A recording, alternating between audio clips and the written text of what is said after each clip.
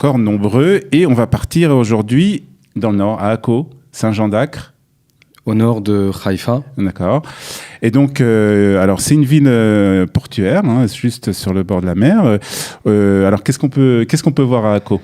Déjà, c'est un trésor de l'histoire de l'humanité. Elle a été classée patrimoine mondial de l'UNESCO. On a 15 sites comme ça en Israël, ça en fait partie. Donc, ou Saint-Jean-d'Acre ou Akko. Elle est citée aussi dans nos sources. Et il y a facile une journée passée en famille dans la ville, quoi. Alors, d'abord, petite histoire, qui l'a créée ? Qui l'a créée ? Bon, elle est déjà écrite depuis 2500 ans dans nos écrits. Il y avait même une marque locale, est-ce qu'elle fait partie des gvoulotes de Eretz Israël ou pas ? D'accord. Mais on va dire que nous, ce qui nous intéresse aujourd'hui, c'est l'époque des croisés. C'est ça. 1099, ils commencent à arriver en direction de Jérusalem pour libérer leur lieu saint. Ils vont un peu s'implanter à Jérusalem.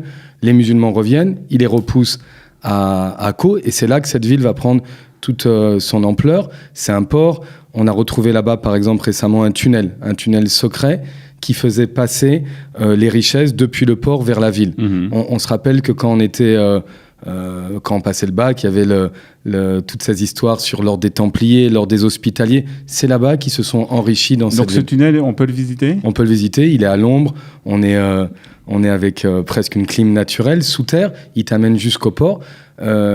C'est déjà le tunnel. Et ça raconte aussi, je suppose, on peut voir grâce à ça l'histoire des croisades. Ils ont tout pensé. C'est un site qui est classé patrimoine mondial UNESCO. Il y a des plasmas qui te montrent les différentes périodes importantes de l'histoire à l'intérieur. Ça bouge.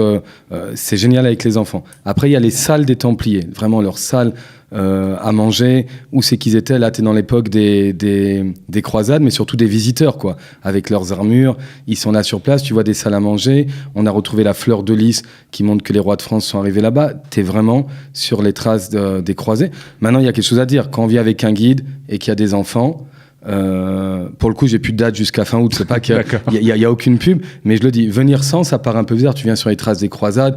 Nous aussi, on sait aussi quand même des explications. On sait qu'on a souffert aussi, que les croisades c'était une guerre sainte, qu'on le veuille ou non, à l'époque. Il faut recadrer un peu tout ça. Voilà, quand il y a un guide, il explique. Il y a la richesse historique et il y a aussi le contexte qui est arrivé. Maintenant, au-dessus de tout ce site qui a été retrouvé par hasard, la petite anecdote, c'est qu'il y a une femme dans les années 90 qui avait un toilette bouché à la maison. Elle fait venir un plombier, il dit il y a un problème, il faut creuser. Il commence et dans le sous-sol de sa maison, il voit qu'il y a des choses en dessous. On commence à creuser et on retrouve, parce que Saint-Jean-d'Acre... Mais c'est retrouvé intact comme ça ?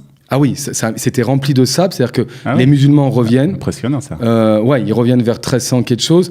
Ils voient mais on parle de plafonds de 7 mètres de haut, des arcades, des grandes colonnes. Ils retrouvent tout ça, ils veulent même pas le casser, ils vont le remplir de sable. C'est la force, ils l'ont rempli.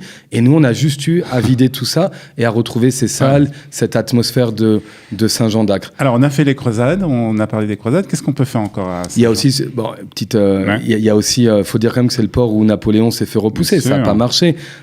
Il s'est fait repousser de là-bas. Donc, il y a aussi une histoire qui touche à ça. Deux sites qui parle de Napoléon. Et à côté de ça, juste au-dessus, il y a un site qui fait partie du Misrad Abitachon, qui est en fait la prison d'Akko. Il faut savoir que dans cette forteresse, où on a retrouvé dans les sous-sols les salles des croisés, au-dessus, les musulmans, les Ottomans ont construit une forteresse. Et dans cette forteresse, à l'époque des Anglais, ils ont eu leur mandat ici de 1917 à 1947, ils ont fait une prison. Dans les années 40, il y a des activistes juifs, il y a des activistes arabes. Il y a... Le fait que la prison se trouve sur le port, pour eux, avec la muraille qui faisait 3 mètres d'épaisseur de l'époque des croisés et après des Ottomans, ils disent elle est inforçable, on risque rien. Et ils font quand même 2 blocs, un pour les juifs, un pour les arabes qui ont été activistes. Le premier prisonnier là-bas, c'est quand même Zeev Jabotinsky qui a été là-bas en tant qu'activiste, sioniste. Et après, il a été très vite libéré, il avait pris une peine lourde. Il y a quand même une histoire tragique dans cette prison. Il y a des gens, quand on voit le nom de la rue de ceux qui ont donné leur vie, Rehov Olé à Gardon. En Israël, elle est à Natania, cette rue, elle est à Ashdod, elle est à Jérusalem. C'est des gens qui ont été pendus quand même dans cette prison, des juifs, pour avoir donné leur vie en montant, en chantant la tikva. C'est-à-dire qu'ils savaient que dans quelques années, on aurait un État juif. Il y a l'histoire, il y a encore la potence. Il y a un film qui retrace. C'est un site du Misrad Abitachon. On parle de l'histoire du sionisme, en fait. On y est là-bas. Donc, tu as encore une matinée là-bas en plus. Là, on est déjà arrivé à une journée avec les enfants, avec une pause repas.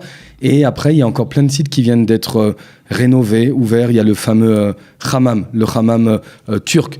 t'es dedans, tu reçois des oreillettes en anglais, en français, t'es comme si t'étais sur les histoires de Al Jazeera, Napoléon, on te raconte au travers de ce petit monsieur qui raconte les générations de son hammam qui dit qu'elle est là depuis 500 ans. Donc c'est sympa, t'es aussi encore une fois, il fait chaud en ce moment à l'ombre à l'intérieur, il y a une demi-heure à passer dans le hammam. Alors on a parlé des croisades, du sionisme, on a parlé du hammam, est-ce qu'il y a des traces juives à Saint-Jean-d'Acre ? Bien sûr, il y a déjà la synagogue du Ramchal qui est là-bas, il faut aller la voir. Elle est toute petite, au cœur du chouk, il faut se dire que... Le Ramchal habitait à Akko ? Il y est passé, il a fait son, j'aurais dit un petit kollel là-bas. Maintenant, il faut se dire qu'il y a deux Akko. Il y a la vieille ville qui est entourée de sa muraille presque. Ça, c'est classé patrimoine mondial UNESCO. Et dans la vieille ville, il y a aujourd'hui des Israéliens qui habitent, mais que des Arabes. Il n'y a pas de présence juive. Et après, il y a la nouvelle ville d'Akko où tu peux sortir en 2-3 minutes avec la voiture. Et là, c'est des gens qui habitent. C'est une ville qui existe depuis 70 ans. Mais dans la vieille ville, à la limite, il y a aussi quelque chose, un trésor. Si on parle de trésor, on est obligé de parler un peu des Tunisiens. Bien sûr. Pas que je le suis, mais je suis tombé dedans quand j'étais petit. En France, quand j'ai fait tchouva, la première famille vers 15 ans, qui m'a ouvert la porte en banlieue parisienne, c'était une famille tunisienne. Ils m'ont dit, t'as ta chambre là-haut, t'es chez toi, tu viens quand tu veux à la synagogue, la famille halal. C'était comme ça. Et donc, les Tunisiens, c'est un trésor en soi. Et il y a une des synagogues tunisiennes qui a été construite par une communauté tunisienne en 48. C'est une des synagogues les plus belles au monde. Elle a une âme. Je vais vous dire tout de suite qu'est-ce qui s'est passé là-bas. Ils ont commencé avec une petite mosaïque. Ils ont dit, on va commencer au mur avec une petite mosaïque. Ils ont pris un thème. Ils se sont motivés.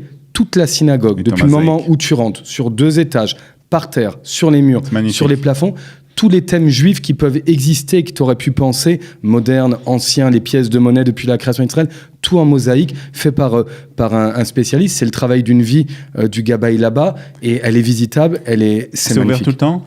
Pratiquement, il y a un numéro, t'écris aujourd'hui la meilleure invention israélienne des 4 dernières années, t'écris dans Waze, synagogue tunisienne, 5, t'y arrives. Et c'est un trésor. Les enfants, ils disent, ça, tu vois, on dit qu'au Beth Amikdash, il y avait des belles choses. Quoi. Une synagogue comme ça, où ils ont mis tellement d'argent, de temps, les portes, elles sont en argent pour ouvrir le Echal, des grosses portes en argent. Il m'avait parlé de chiffres, 50, 100 000 $, quelque chose. Il y a des donateurs qui ont été derrière, mais il y a tous les thèmes, tous les poissons qui sont cachers dans la Torah, écrits les uns après les autres. Tu savais, on a au moins 150 poissons. On croit qu'on a juste la Dame Roud, le truc. Tous les animaux volants qu'on a le droit, tous les ustensiles du Beth Amikdash, qu'est-ce qu'il y a encore comme une des Juifs qu'ils ont pu mettre, les pièces de monnaie depuis la Mérette Bar Korba. Tous les thèmes sont tous les thèmes, les régions aussi. Et donc ça, c'est pour finir. Et après, aller manger une glace au bord de mer, le port, il est magnifique. Aussi, on se sent bien à Akko. Voilà, donc une journée complète, on peut passer à Akko du matin jusqu'au soir et visiter, faire beaucoup de découvertes très intéressantes. Merci David. En page Facebook ? Bien sûr, David Mansour, tout simplement David Mansour, guide touristique. Voilà. Et merci beaucoup David. Au plaisir, Shana Tova. À bientôt, bien. Bye bye. Les bons plans pour profiter de la vie à l'israélienne, c'est tous les jours sur Studio Kalita.